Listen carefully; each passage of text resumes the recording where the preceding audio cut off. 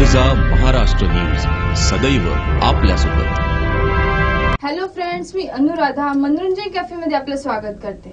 फू bye फू नया है यामधील धमाल आज आपण पाहणार आहोत। तुम्ही कवी संमेलनाला गेला असाल तर तुम्ही फक्त तेथे जाऊन होणारे सत्कार आणि भाषण ऐकलं असेल, पण मात्र फू बाय फूच्या मंचावर कवी संमेलन चालू आहे। चला तर मग वाट कसली बघताय। स्वागतम सुस्वागतम स्वागतम।